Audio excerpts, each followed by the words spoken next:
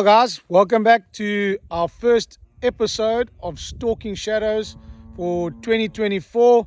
This is season 2. We carry on from where we left off with hunting and guiding international clients as a freelance guide. So I thought I'd go back to a story that's really close to my heart. Sadly, last year I got a message from a client of mine's niece to say that my client D had passed away, sadly. So this one's close to home, and D and I hit it off. She came out with her husband way back in, I think it was around 2011, and she came out with her husband Dave. Dave was the hunter, she was the observer, and we just hit it off like a house on fire. She was great. She went around everywhere with us, and we started off our safari with a bang, where I went to my grandfather's farm again, my uncle's ranch, and we started hunting there. And first thing in the morning, it was just like one of those 10 minutes into the hunt, we spotted a kudu bull lying down under the trees, having his morning snooze. He hadn't quite got up yet. We were there nice and early, and we got Dave all set up, and he made a cracker of a shot, and the bull didn't even get up from where he was sleeping. And that's how our safari started off. And I just wanted to lead you guys more into the story about who Dee was and what she brought to the safari with her husband and stuff. This was their first trip to South Africa. They haven't been out again. They were retired. They'd saved up a lot of money. They came out with their brother-in-law, so there was another couple that came with them, and it was a real group hunt where there was camaraderie. Friends were there hunting, family members were hunting, so it was a real group safari, which was awesome, because it was myself and one other guide, so there were couples, and we'd get back and share stories in the evenings and so on and so forth. And Dee was quite strict on Dave. Dave was a little bit of a naughty chap. He had damaged his lungs previously, so his lung capacity was quite bad. So before we headed out to hunt, I had to take him to go get some stuff for like a breathing machine that he used to use at night. And as a guide, you got to find out all these things from your clients. Unfortunately, as a freelance guide, you don't get the first-hand information from the outfitter to give you a heads up on your fitness of your client and what your client's after. You get it when the client arrives. And I wasn't informed that Dave's health wasn't 100%, but getting to chat to them in the pickup that's the best thing you do. Pick up from the airport, you head back, and you find out as much as possible about your client, guys. So for any young PH, ask the questions, ask them about their fitness. Have they experienced the type of guided hunt that you are about to offer them? And I was informed on our trip back that Dave had a bit of a breathing problem, so we had to learn and adapt our safari as we went along to make sure that I didn't strain him or strain his heart.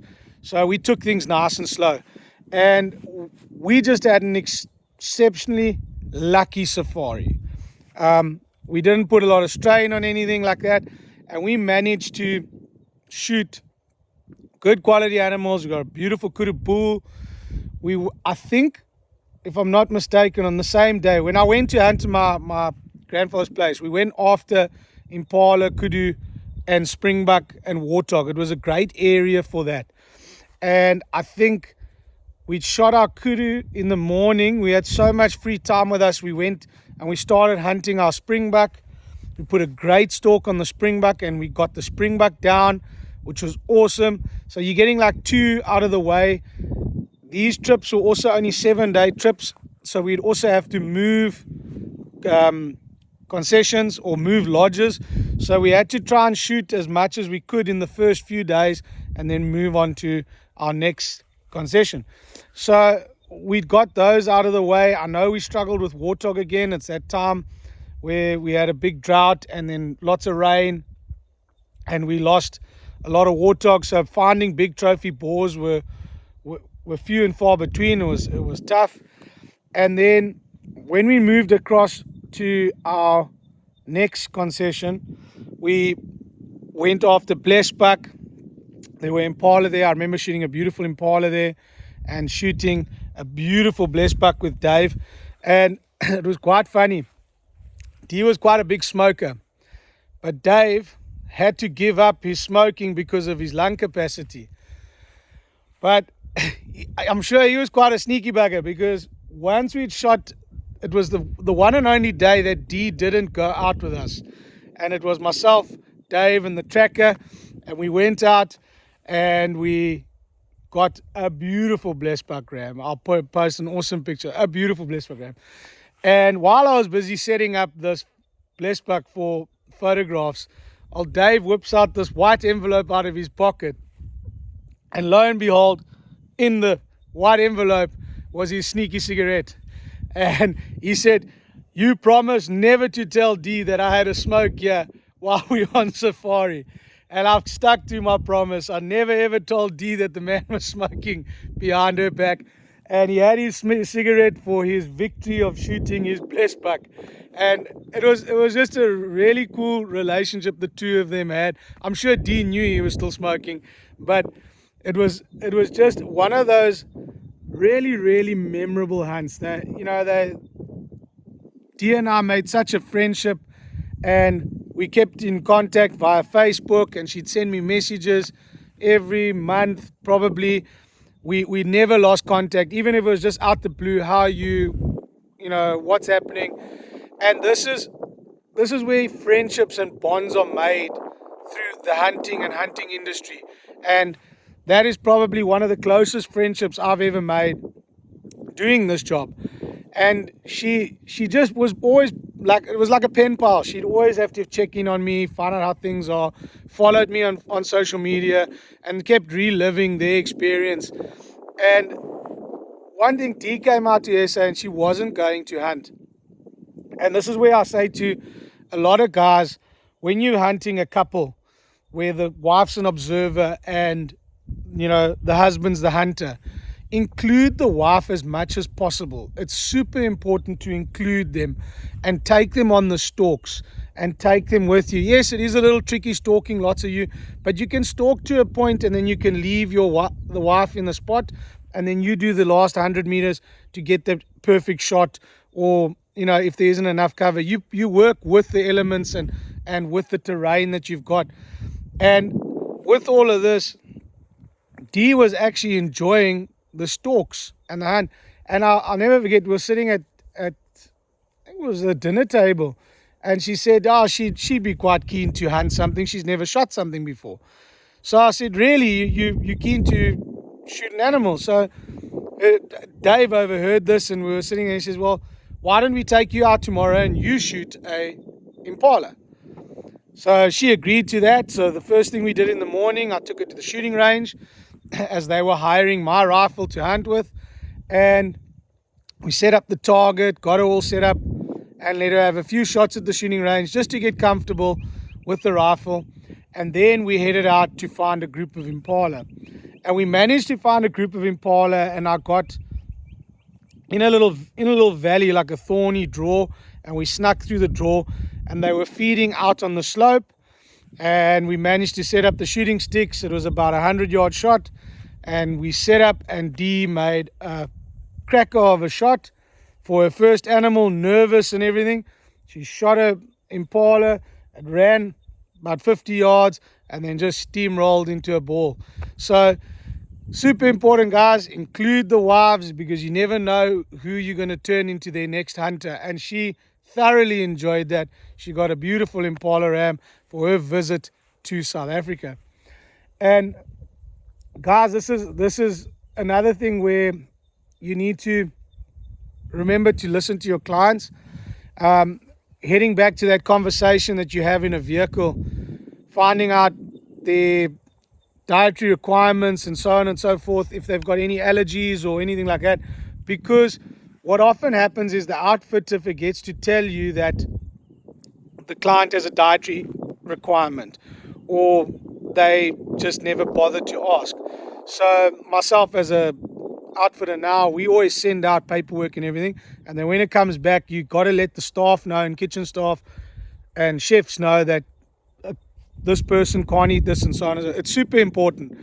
And we had a little bit of a hiccup when we moved lodges with Dee, that she had specifically put on her paperwork that she did not eat venison, and I hadn't asked that conversation, had that conversation in the car, and I noticed she wasn't eating a lot of meat. So I went and asked her. I said, "Are you a vegetarian, or what are the problems?" So she said, no, I'm not vegetarian, but I did stipulate on my meal preferences that I don't eat venison and I am gluten intolerant. And I was like, wow, so there's a lot of stuff that she couldn't eat. And with that, obviously, being the guide, we'd moved lodges. I went to the lodge manager and said to her, hey, if you guys have got a preference menu for these clients said they couldn't eat this. And I managed to get the kitchen lady and the lodge manager to sort out meals for her. But it was a pity that I didn't know about it sooner, because the first 3 or 4 days she hadn't mentioned anything. And often, guys, clients don't want to bug you with these things because they have thought that they had mentioned it in their preferences and it's got to everyone. But unfortunately, we freelance guides. We pick up clients. We get told to pick up a client at that airport at that date, and you're going to hunt from this day to this day, and this is the list of species that they want.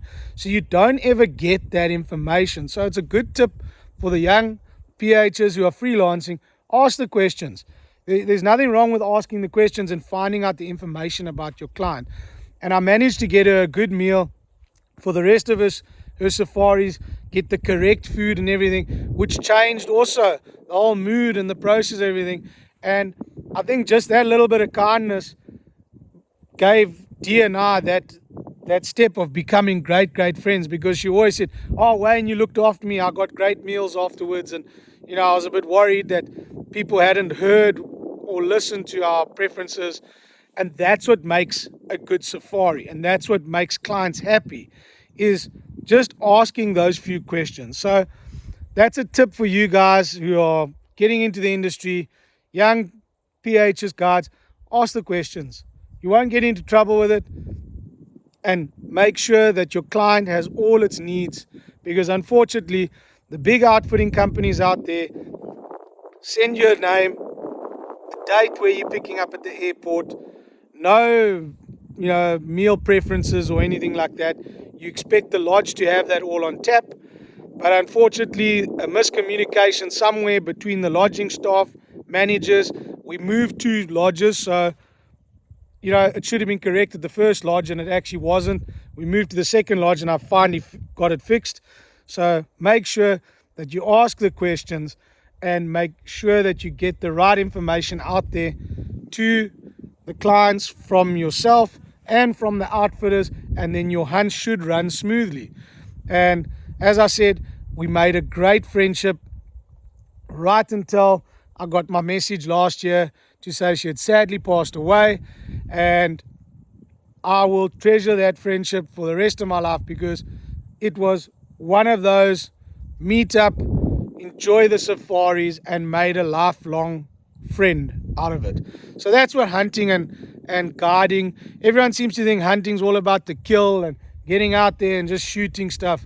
It's not. It's making connections, making friendships, giving the best that you can offer to a complete stranger, and showing them exactly what South Africa is all about. It's all about the adventure, guys. Remember, guys, clients come out here to experience South Africa and the beauty that South Africa has. And it's our jobs as professional hunters to make sure they experience it to the best of our abilities and to experience the pure beauty of what we have to offer. So till later, guys. If you're enjoying these Stalking Shadows, please hit that like and subscribe button at the bottom there. Leave us a comment and tell us more about what you want to hear about South Africa. I got a great bunch of stories coming up for 2024, and that'll be season 2. And then when we head on over into season 3 will be all about becoming an outfitter. So till later, guys. Cheers.